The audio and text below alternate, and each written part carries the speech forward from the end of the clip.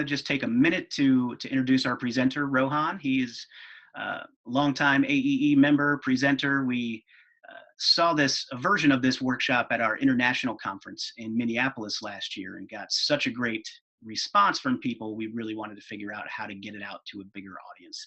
So we've modified a little bit for the webinar environment, and we're excited to have you here today, Rohan. Just a little bit of background on this fine fellow is been involved in camps and outdoor education in a wide variety of roles, both in the field and in administrative capacity. He's currently working as a consultant and has a really wide array of personal and professional experience around diversity, especially in experiential education kind of work. So we are very excited to have you here today, Rohan, and without further ado, I'll pass it on over to you. Thanks, Dan. That was a great intro. Really appreciate it. It made me blush a little bit over here. And the joke that comes to mind, I'll say for later. But hey, I just wanted to introduce myself first. My name is Rohan Shahani, and I'm here today to share thoughts and opinions today with all of you. These are very much my thoughts and opinions. Thanks so much for watching. Really appreciate you tuning in, and we're going to get right into it. And I wanted to start by sharing how I started doing this. And really, fact of the matter is I was asked to. I was working in an organization that identified a need for more education on this topic. And that's that populations we were working in had a lot of discussions on about each other. And that was mainly that others' values and beliefs and identifying what they perceived as flaws in others' values and beliefs. And this was largely based on assumptions that each made about the other. And that led to stereotypes, led to further assumptions. And a lot of these were kind of bordered from really funny to just incorrect to offensive. Something that you and I all know is that Americans are polarized today. We know it anecdotally, the data supports it. And as we move forward together as a nation, each of us is confronted with this question, how are we going to live with each other? What people we disagree with say, does that bother us? With people we perceive as having no understanding of who we are and what is important to us, how are we going to live with these people? As an educator, I've decided that I'm going to assume best intent when confronted with things that I deem either casual ignorance or just something that may bother me that's an ist, something that people may perceive as, offensive, racist, sexist, other ists. And I'm going to try and start to have a conversation with those people. And so as I started putting together something to present to staff, that was kind of my goal, is how do I get people to have a conversation? And I didn't have a great idea of where to start. So I started with trying to define what I was talking about. Who am I? And me being me, I went to the place that I'm trained to seek definitions, which is usually the dictionary, mostly Merriam-Webster or Google Online. And that's where I started. And in addition to that, I've been very fortunate to cross paths with people who are able to share information with me in this quest, providing language, activities, and tactics that have helped me engage or come up with ways to help others engage. And so over the next hour, that's the goal, is to provide some information and some activities that you'll be able to use to train staff, to start conversations with participants, or even engage with those around you. So here's how this session is formatted. I prepared a sequence that I use to get people engaged with the topics. And I'm going to share a concept, a model, or a definition that I found helpful in understanding this topic, which is sometimes vague, we'll be totally honest. And then I'll share an activity I use to introduce this topic to a group and some ways that I like to facilitate it. Feel free to ask questions at any time. And as Dan mentioned, we'll field those by using the chat function. And Dan will be monitoring that a little bit. So I'll pause at time and address the questions as they come up. And we'll just kind of do that as we go. Towards the end, we'll have a longer period to answer other questions you may have had, and also share any tactics that you like to use to facilitate some of these activities. So yeah, please use the chat function. I like to start all of these sessions, regardless of the direction that I'm going or the audience, with some ground rules. And ground rules may be familiar to you if you've worked in this area before. Mine are very much mine, and they're maybe a little bit different and maybe exactly the same as some of you've used before. The first one I like to say is participate to the extent that you are comfortable. We're a community that's familiar with challenge by choice or challenge of choice.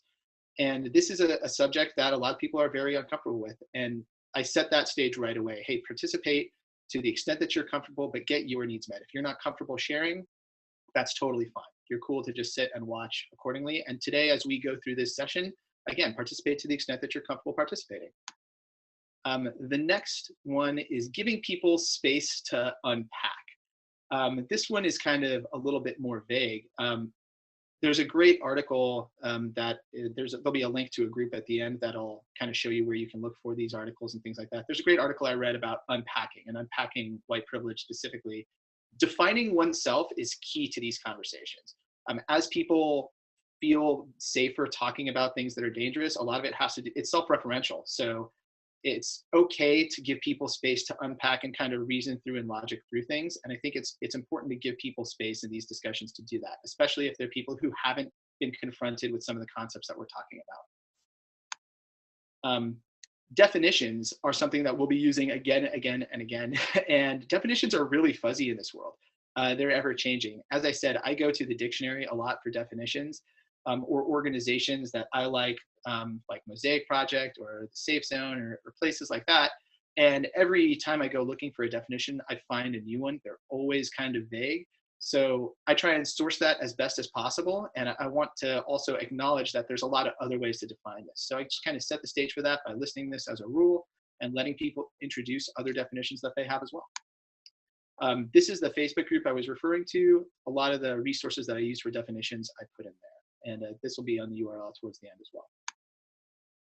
Respect each other's needs. And what I mean by that is I'm trying to make people as comfortable as possible in these sessions. So as you're constructing a session for staff and participants, think in terms of what are my participants going to need to feel comfortable?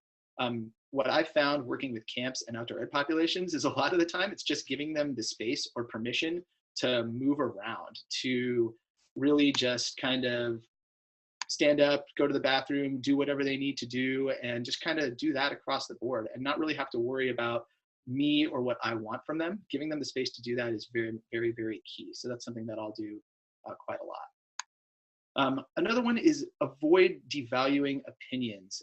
This one I think is a little bit more complicated. A lot of people's opinions are their opinions, and to say that somebody's opinion is worth less than someone else's is very challenging to that person. We're talking about things that are controversial, so it's likely that somebody's going to have an opinion that conflicts with yours.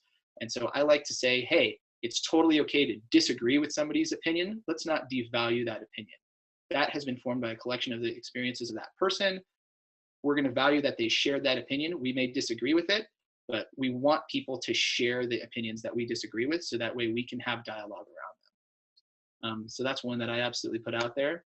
And then the last one is confidentiality. And this one I've seen facilitated in a lot of different ways. In the diversity education world, I think it's very common for people to ask for confidentiality in a session, which I'll be totally honest, I think is hard to ask of a group of people that you've just met that you have no control over once you leave the session. So how I phrase this is I say, hey, we're talking about things that are very, very personal. So, understand that if you share something about yourself, someone may hear that and may want to use it as an example of something when they leave the room. Please respect those people and try to avoid singling people out or naming people that you learn from, but definitely learn from those people and take the things you've learned from them and share them with others. And I think that's, even though it sounds convoluted, people understand that. And that's something that I like to get out of the way earlier. So that's the kind of ground rules for the topic. And from there, I'd like to start about talking about groups.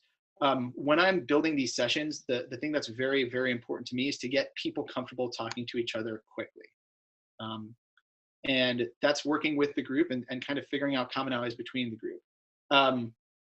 Groups, as defined by Google, is a number of people or things that are located close together or are considered or classed together. And this class together, I think, is really key when talking about how we think about groups. And so to introduce this topic, or talk about diversity, this is the topic I like to introduce first, is that we are part of groups and we like to self-identify as groups, and other people identify and put us in certain groups. And this is a great introductory activity that I like to use to kick off these sessions. And there's two different ways that I've done this. One is an activity called Diversity Dots that I think is great for elementary school kids all the way up to middle school kids.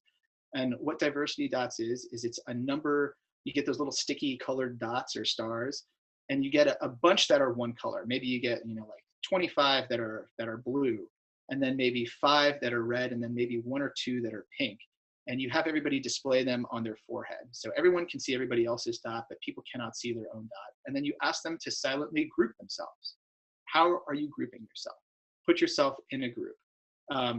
And this can go very, very quickly, or it can take a little bit longer, but typically people will look at the color of the dot, and students will then group themselves according to that structure. And it's a great way to start conversations about group sizes, or how it can feel to be a part of a large group versus feel to be part of a small group. And so that's one way to do this. Another way I like to do this is with picture cards.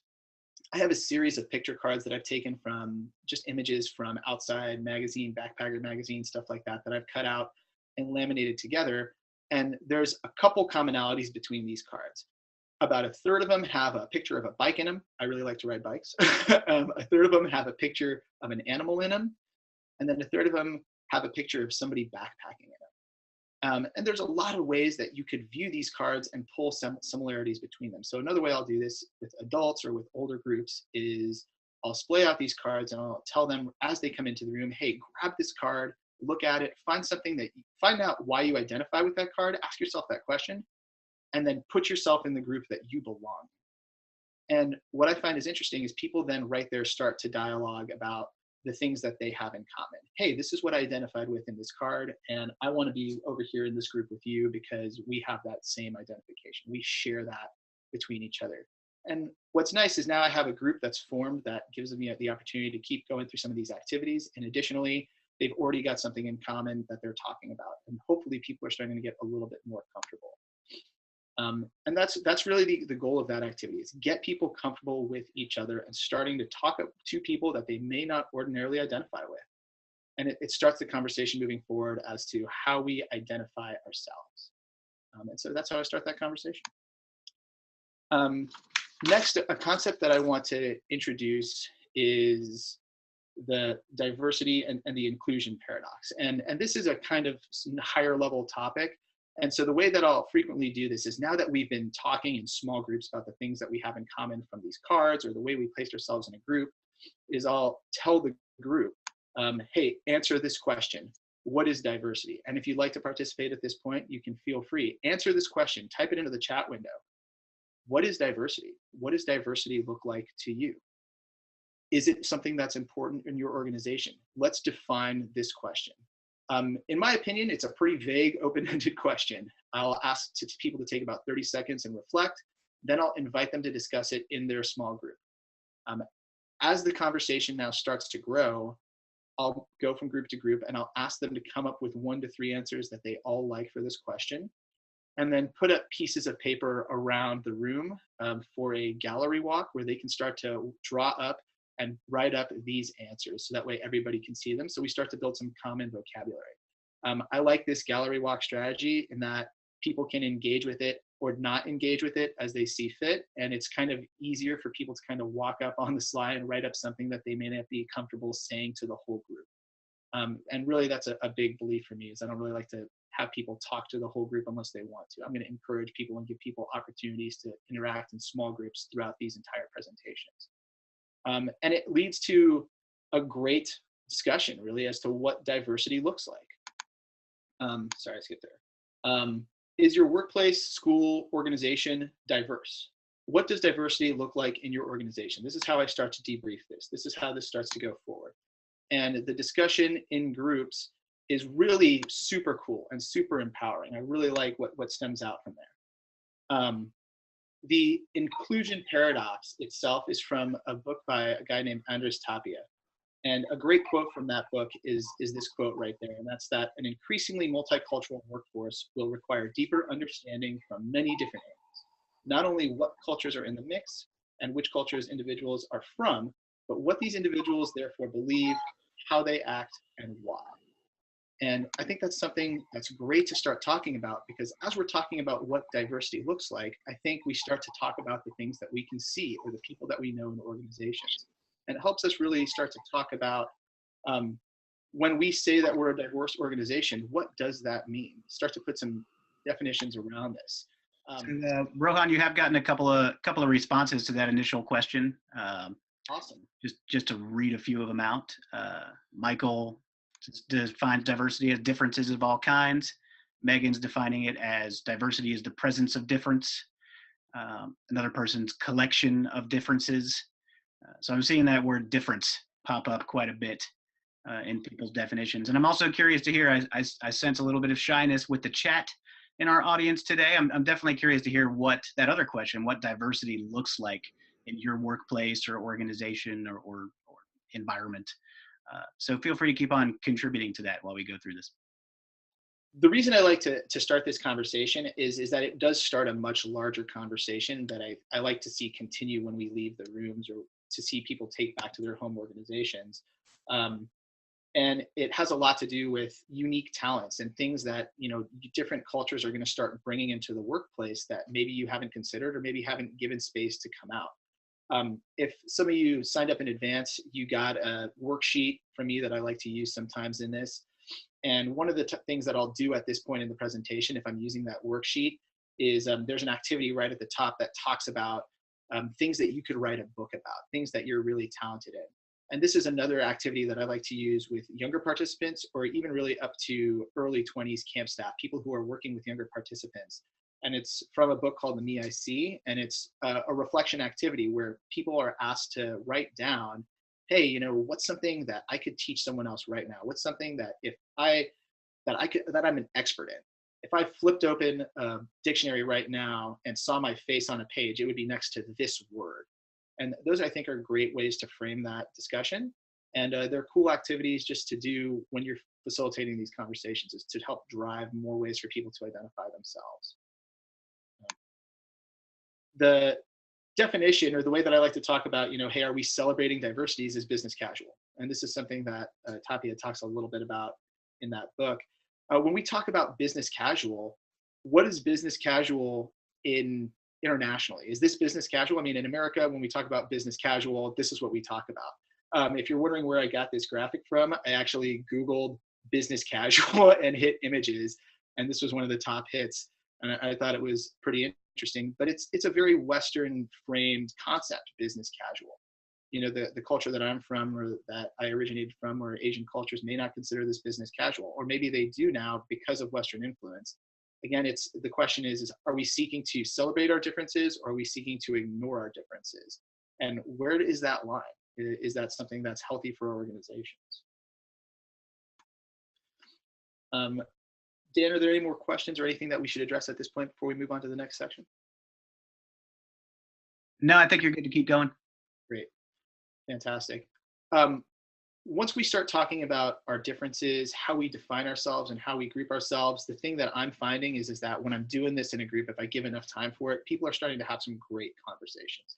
And they're starting to get very, very comfortable talking about the things that people see about them, or the things that they see in people or in their organizations. And this is where things get a little bit more what I consider exposed as far as categories. And that's talking about, you know, the categories that society uses to define people. And what I mean by that is assumptions or stereotypes that we make about each other. I picked 8 categories that I like to talk about because I think they're categories that most people think in already. The definitions I got from the Oxford English Dictionary, Merriam-Webster, Mosaic Project, the Safe Zone, a bunch of other places. These are not the only definitions. There's some that I like. They were recommended to me by some people. And the way that I like to kind of start talking about them is using this iceberg here.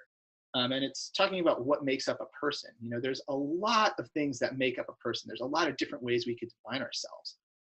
The things that are easy to see are what we consider above the surface. And that's, as you know, a very, very small portion of the iceberg. The vast majority of it is below the surface, can be covered up or is unseen. And so I like to spell that out as well as I talk about these things. One of the first things that I'll talk about is race. And for some reason, that's not popping up on the slide, and I'll fix that later. But when we talk about race, we're talking about genetic background. That's what we talk about when we're talking about race in this session. That's how I define it, is race is defined as genetic background. It's something that's above the surface that people can see immediately. The next thing that I like to talk about is age and generation. This definition is from Merriam-Webster, and it says that generation is a group of individuals born and living contemporaneously that identify with each other culturally. This is another thing that I think people can see, or at least assume that they can see right away about somebody based on the way that people dress or the way that people will interact. Oh, that person is this old and from this generation, and therefore make a host of assumptions about them.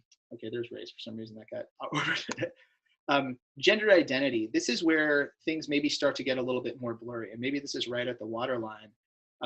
Gender identity is defined as one's innermost concept of self as male, female, a blend of both, or neither. How an individual perceives themselves and what they call themselves. This is not sexual orientation. This is different from that. And this is a definition that I like to introduce because I think it's a good definition that really starts the conversation forward for people who are a little bit vague on what we mean when we say gender identity. Socioeconomic status. I have this one listed next, and actually the order of this is the ones that I think can be more visible and get less and less visible as we go. Socioeconomic status is the combined total measure of one's social position in relation to others, income, education, or occupation. What's key with socioeconomic status is that it is relative, and it's relative to other people that you would see around you in a particular area. Anyway, so we were talking about socioeconomic status. From there, we go to sexual orientation. Sexual orientation, and this is a definition I took, I think, from Mosaic Project, and it's the type of sexual, romantic, emotional, spiritual attraction one feels for others, often labeled based on the gender relationship between the person and the people they are attracted to. And then ethnicity. I have this one lower down, and I have it lower down because I think it's something that we conflict about in definitions. I picked this definition very specifically because of what I wanted to talk about with it. And that's that it's not race. Ethnicity is frequently defined as customs, mores, norms, and based on cultural or national traditions. Now, sometimes this can overlap with race, but it is something that, especially in America, I like to talk about separately. And because I think it is one of those things that really divides us heavily is that we really make assumptions based on both race and then ethnicity. Then religion or spiritual beliefs, and this is systems of faith or worship or closely held principles. And then personality, and I think this is really the one that's kind of buried the deepest, and that's the combination of characteristics or qualities that form an individual's distinctive character. This is something that I like to give a lot of time for. As is totally evident, is that this is a list of 8 terms that I kind of came up by somewhat arbitrarily, based on speaking to people, what we thought was going to be important to talk about. There's a lot of other categories that people use to define themselves, and there's a lot of things that are very important to a lot of other people. So what I'll frequently do when I'm putting this out in a presentation, and it's worked great, is I'll say that, and I'll have these again written up around the room on pieces of paper like a gallery, and say, hey, here's the definitions, here's where I came up with other definitions or categories that are important to people to be considered or be discussed in this session. And if it's a group that is, empowered in discussing that out loud, I'll say that to the room and say, go ahead and throw it up there. If it's a group that's a little bit more reserved, I'll have a blank piece of paper on the wall and some pens next to it and say, hey, if there is something that you want to have addressed or a category you think is important, please list it on there. And during the next 15 minutes while we're cruising around, slip over there and stick it up there on the wall. And I think that's important to give space for accordingly. So that's kind of how the definitions roll out. From that, like I said, I'll list the definitions. I'll give time for reflection here. And depending on the group, I'll ask them to either define themselves. And like I said, I have a worksheet that I use sometimes, or sometimes I'll give people index cards and say, hey, define yourself. Pick 2 or 3 of these categories and come up with a definition for yourself.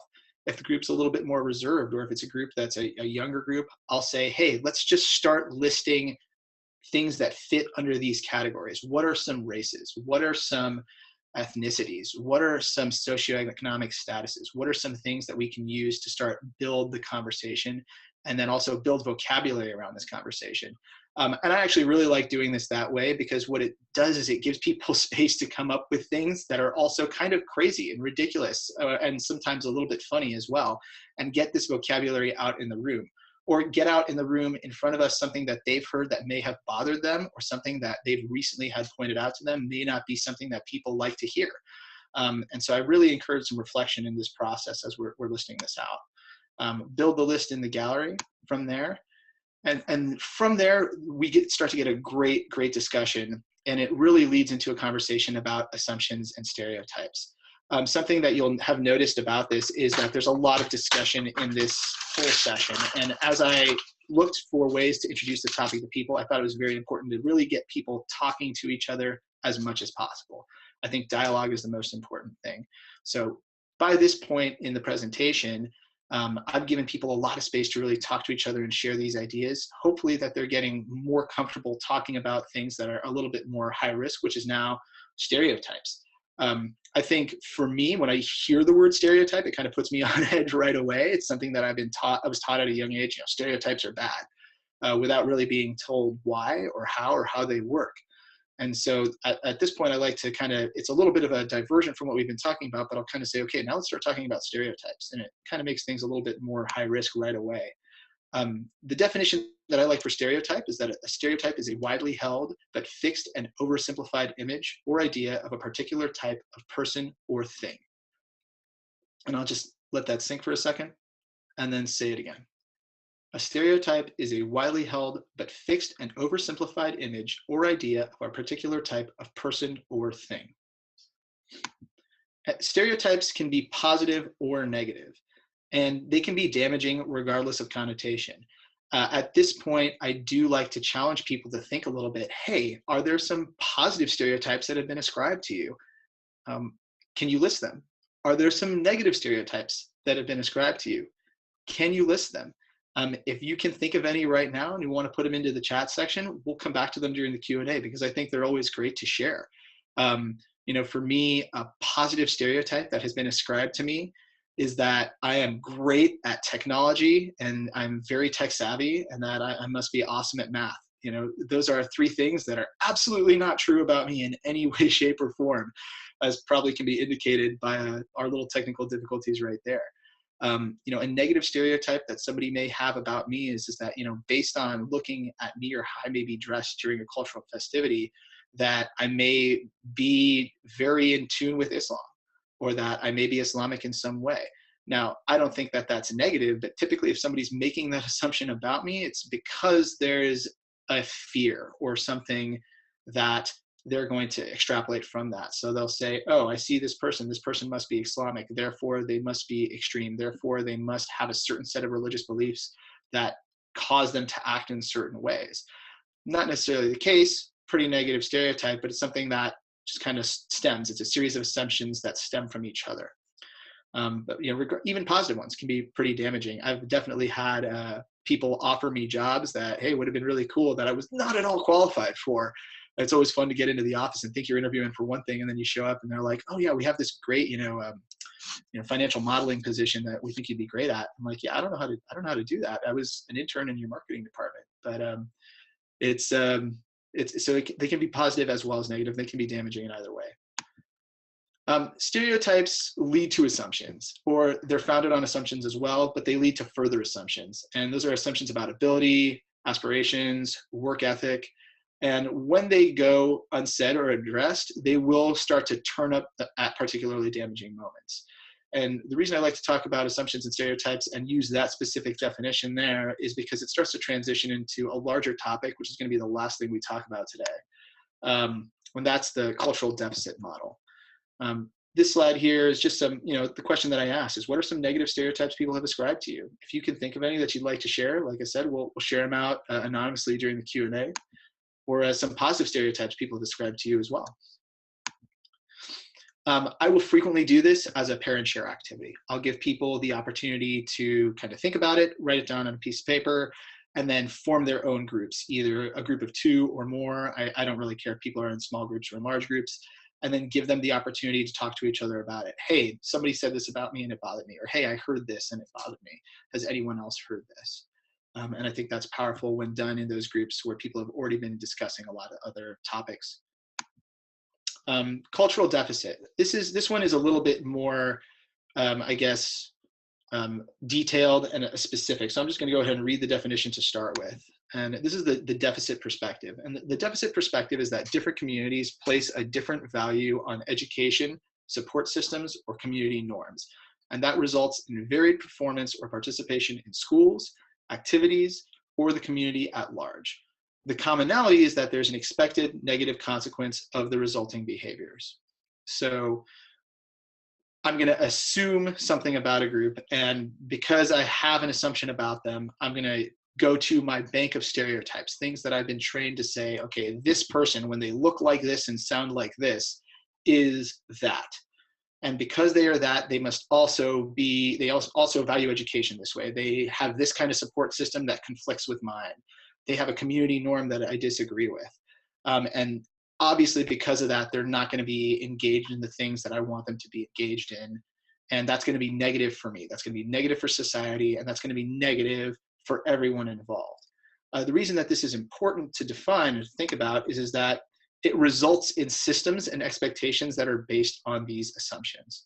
Now, sometimes, as I said, stereotypes are positive, sometimes they're negative. I mean, another thing that I think is worth mentioning is that sometimes stereotypes are true. That doesn't make them less positive or less negative. That doesn't make them less damaging. But because of that assumption that, hey, this stereotype is true, and not only is it true, but it's true for everyone that meets this criteria that I'm using to apply it, systems get created and expectations change based on that. And that results in deficit statements and deficit systems. The way I like to explain this a little bit further is like this. Children with X have a hard time behaving in class and relating to others. You can't expect children with X to do Y. We'll need to make sure those children have Z. And from the need for Z, there becomes usually a system that's created, a system that appropriates money, that raises money, that hires people, that then is set out to address the problem Y based on an assumption. May not actually be the case at all. Right? Another great description is this, is, X people are great at math, but aren't really interested in playing outside. We should fund program Y instead of program Z. A lot of you in experiential ed or outdoor ed may have heard something like this before. And that's the cultural deficit model in a nutshell.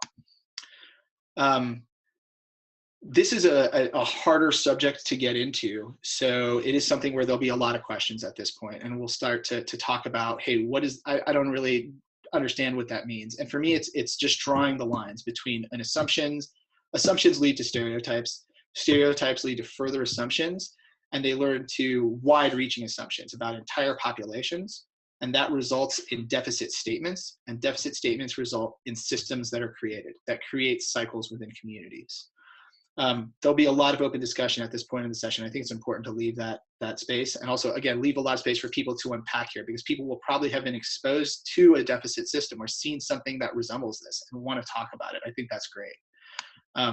I like to ask this question: what are some deficits that have been ascribed to you? Are they accurate? I think that's a great reflection question. This point, I think a lot of people start to find that others in the room may have struggled with similar perceptions. And it's another great place to start talking about, hey, what else do we have in common? What is different about us? This is where I also like to start people talking about the things that they fundamentally disagree on. Hey, as it turns out, we have all this in common. We can talk to each other. We agree on 90% of things. Oh, here's this 10% that we don't really agree with. Okay, well, that's great. Let's talk about that a little bit. Let's talk about and have some dialogue about why we don't agree. And at least now we're talking to each other. And that's kind of how I talk about cultural deficit. At this point, I'm going to wrap up a little bit. I just kind of wanted to talk a little bit about, why unpack and why that was kind of me as necessary. Oh, sorry about that. Is everything still working? Grab my notes. It takes the reason I wanted to have this conversation, talk about unpacking, is it takes a lot of energy to have these conversations. And I was searching for ways to keep myself energized for the conversation. How can I keep my energy up so I can engage people, and I can engage people who don't agree with me on this 10, 15% of issues and are really loud about those 10, 15% of issues that I agree with on all these other things. We're all educators. We're all people who are in this country together, living at the same time, eating the same foods, going through this journey together. How can I have the energy to listen to people kind of deconstruct their own journey? Especially from people with communities that, you know, aren't minority communities, that are larger communities. It's very much my opinion that while, you know, racism is not something that everyone has experienced, everyone at some point has been discriminated against in some way. It's hard to argue that a short person isn't being discriminated against by putting the thing that they want on the top shelf.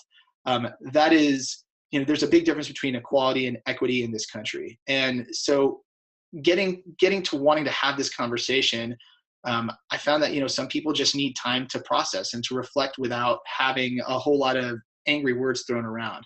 And I wanted to create rooms and create situations where people could have these conversations and start to share vocabulary and start to share ideas accordingly. And so that's why I do this. And that's why I use that word unpack, is I really want people to unpack their issues. I want people to share their issues and share their commonalities.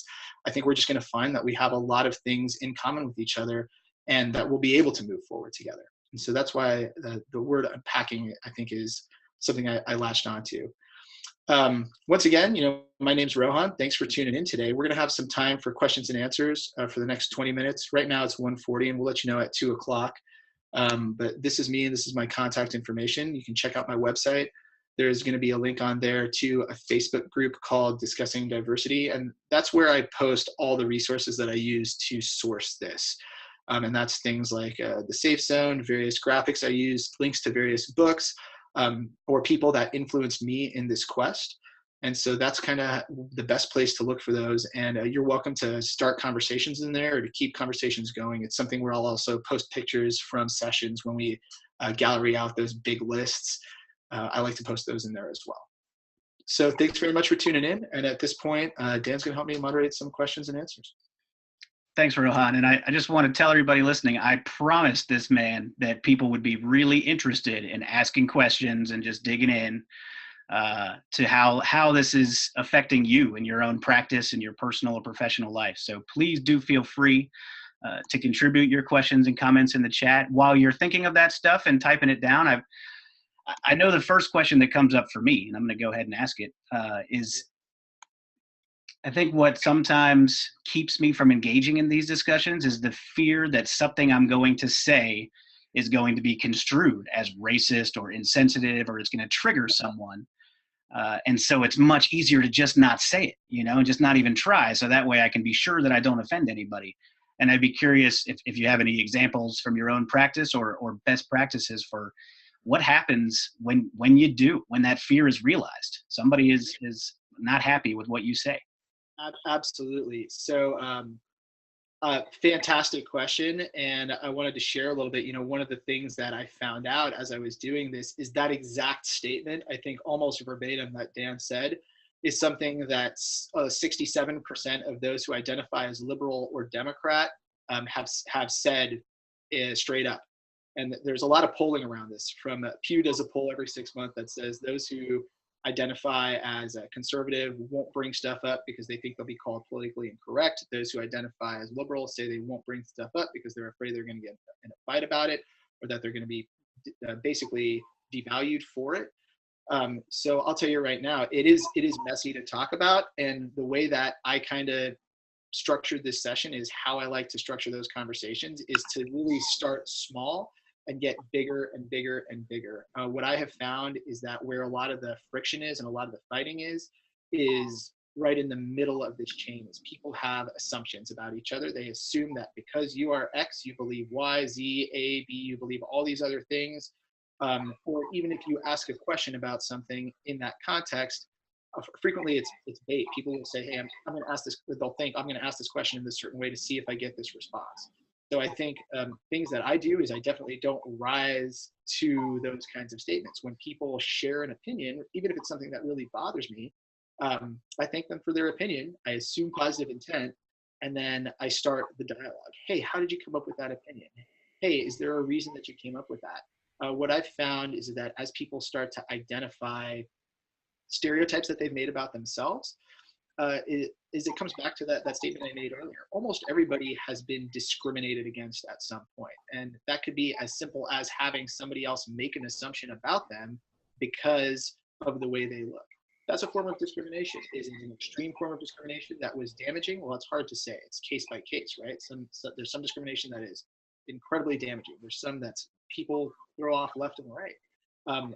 For me, I find the energy to engage with that by keeping my own energy up and going into these presentations, really getting my needs met first, making sure that I'm energized for it, that I have enough energy and I'm calm enough that if people are upset and there's things happening in the room, I can intervene and say, okay, hey, let's go back to our ground rules.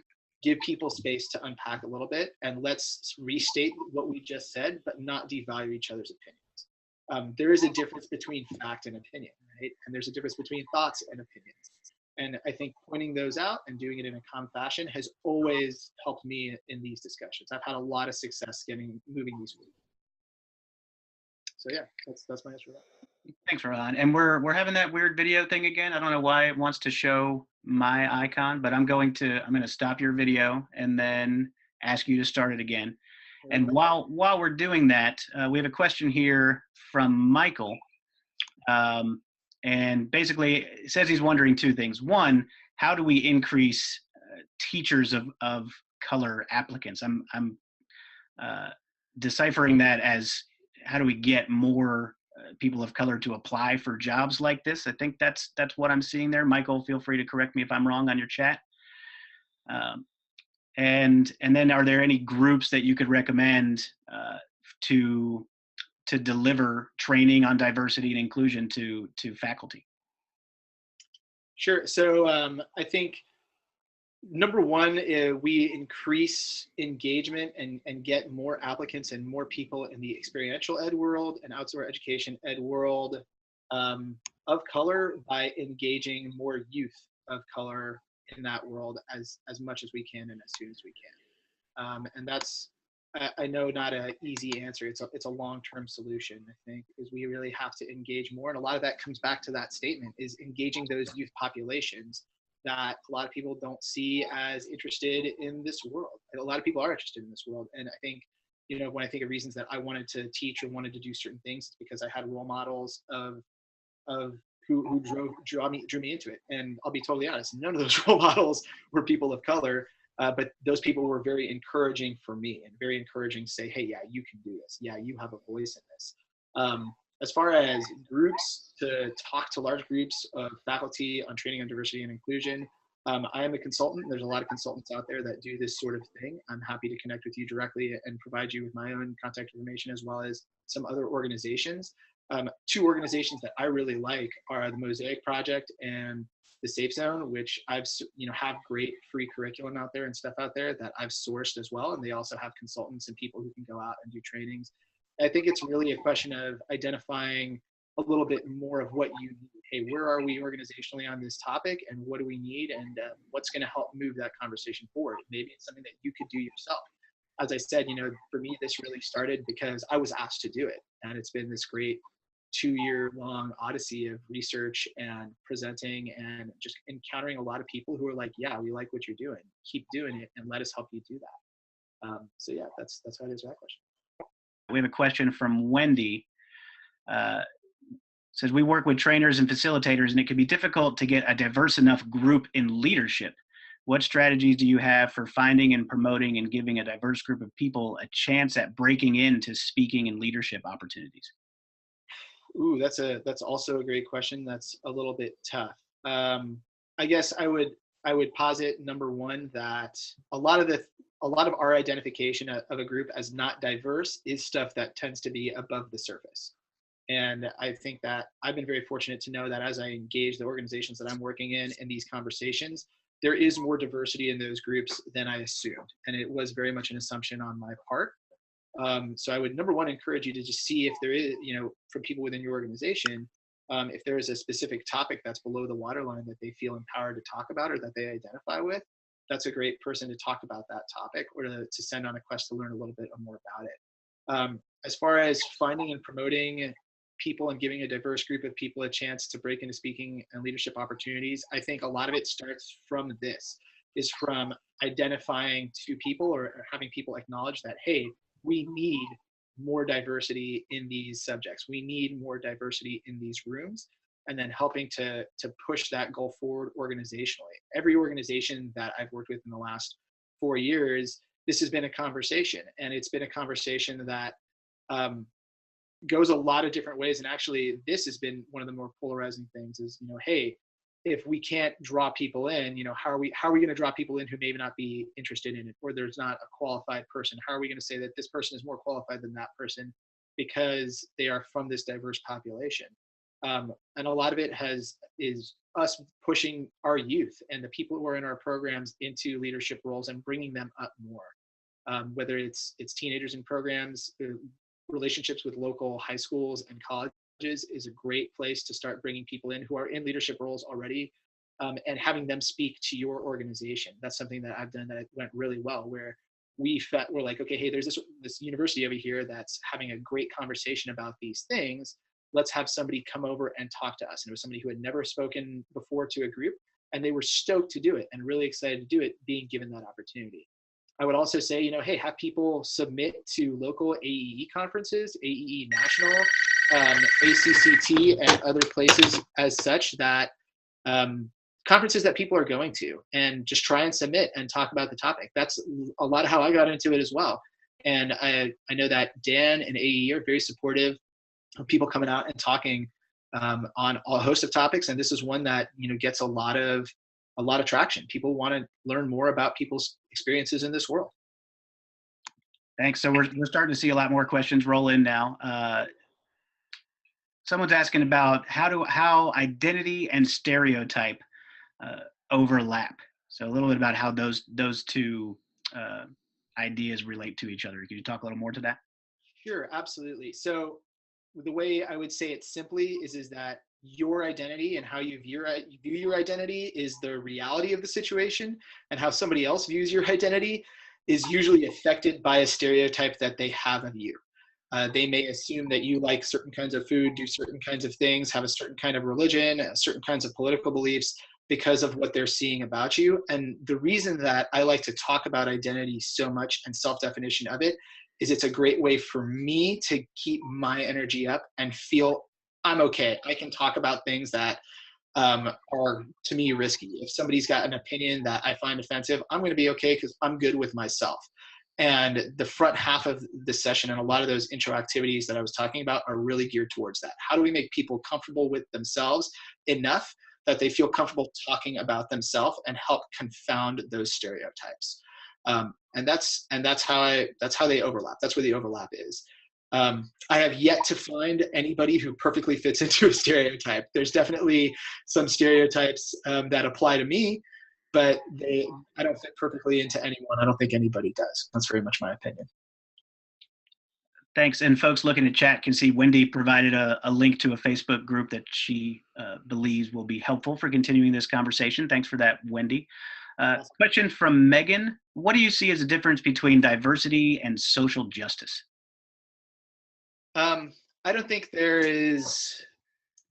I think that diversity is a kind of they're both catch-all terms used to define large areas of education. I think when I say diversity, the reason that I like to use the word is that is a word that has so many definitions and can be viewed so many different ways, and it's hard to put an exact hanger on.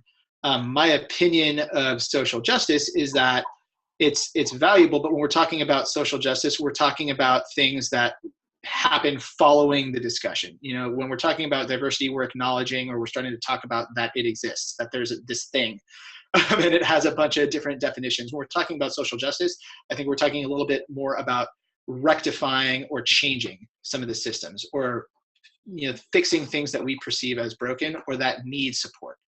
That's my opinion.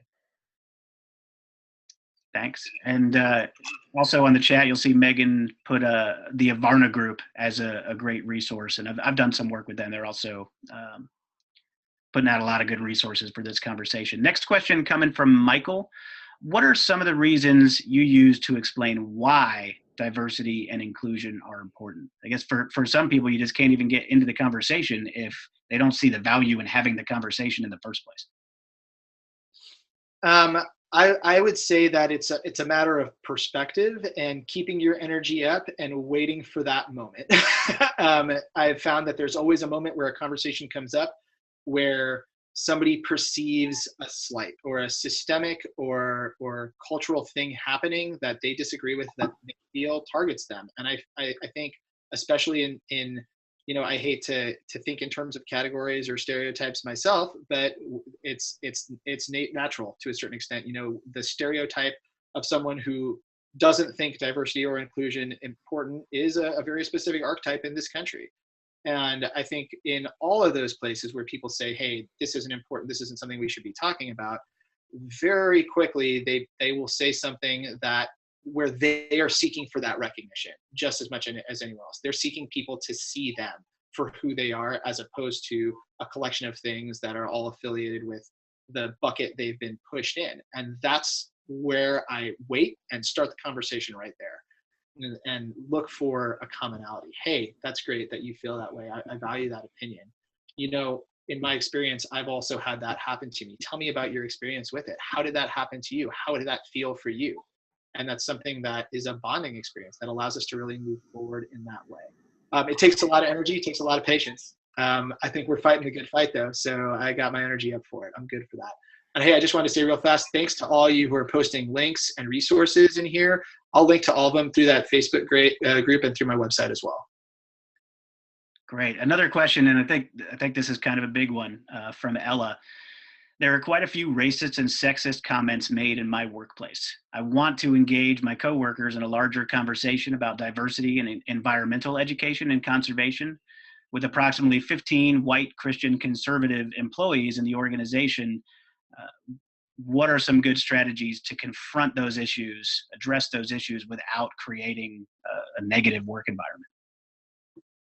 Well, that's a big question and a great question, and thanks for asking my opinion on it. I would say that a great strategy is really what I consider as low stakes activities and low stakes discussions that are about the things that we have in common more than anything else. Ella, I don't know your workplace, but I know that in outdoor ed and experiential ed and on ropes courses and things like that, where I spend a lot of time, we do a lot of debriefing. And one of the ways that I like to slip in this topic is with debriefing tools and picture cards, and using picture cards that display the things that I want to talk about a little bit. We use a lot of metaphors in our world when we're talking about processing and debriefing. And so I will start to introduce these pictures to shape conversations, and images to shape conversations, and see if that does anything, and see if the conversation will start by itself. I got to be honest. I also got to say that, it may not be possible to resolve or to conflict resolve this into a situation that's going to do what you want to do without creating a tense environment. What I think is important, again, is the ground rules that I use is, really making sure that I'm getting myself taken care of psychologically and physically first, then giving people the space to unpack a lot of things that I may find exhausting, a lot of things that I may not agree with, or go through their own personal journeys out loud, and help facilitate them through that journey. And hopefully I can get them to do it without devaluing, larger categories, groups, or me. And if that's something that I can do, then that's a lot of energy that I'm going to spend on something that I think is totally worthwhile. And so, I would say, very much good luck on that. And if you want to reach out to me, I'm happy to share some other tactics I've used as well offline. I'd like to speak to that one a little bit myself. I've definitely experienced this in terms of just sort of organizational culture. And some organizations have a culture of feedback and communication, and some do not. And if there is no structure in place to be able to put these things out to the community, hey, this happened and I feel this way about it, it could be really difficult. And it might be worth talking to someone higher up in the organization about how you might create that culture. How can we just have like a monthly meeting where we exchange feedback about how things are going, positive and constructive, and then that might be a good, safe place for this kind of thing to come out. I also, if you don't have that opportunity sort of at an organizational level, and that's just not a part of your culture, what I sort of tell myself there's this spectrum of being on one side, you are supporting oppression in one way or another if you do nothing or if you make comments that are sexist and racist and you know it. On the other side, you're the ally and you are there to help and to serve. And whenever I hear something that just kind of feels wrong, in my stomach, that's kind of what I think. What am I right now? Am I supporting oppression or am I being an ally? And trying to be an ally, I will at a minimum tell that the person who just made that comment, hey, what you just said made me feel a little uncomfortable. And if there's no room to further that conversation from there, at least I got out there. But if they're at all interested in why it made me uncomfortable, then we're starting a conversation and they're expressing interest in that. Maybe they didn't know. If they have no interest in finding out why I'm uncomfortable, I'll probably leave it at that. But that's kind of my own personal process in those situations.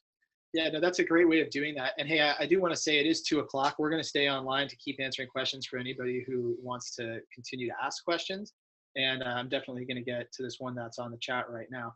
But yeah, I agree with Dan a lot. And I would say, to share a little bit of my own experience without like really referring to too many other people. I grew up in the Boy Scouts. I grew up in a organization that's kind of nationally notorious for not wanting to have these conversations and maybe being a little bit restrictive on a lot of these worlds. And I, am very proud to say that, the camp that I grew up at, that, I helped run at this point, the program director of that camp is going to be a queer woman who, for the first time in its history, who is openly queer. And the management team is incredibly diverse, and it's male, it's female, it's people of all races. And a lot of it was that it was people who could identify each other within the organization as people that they could get energy from, that they could talk to about this. And maybe it wasn't cool to have the discussion widely at an organizational level, but it could be had on a small level, and people could say to each other, hey, we're doing something that's important, and our presence here makes the organization better as a whole.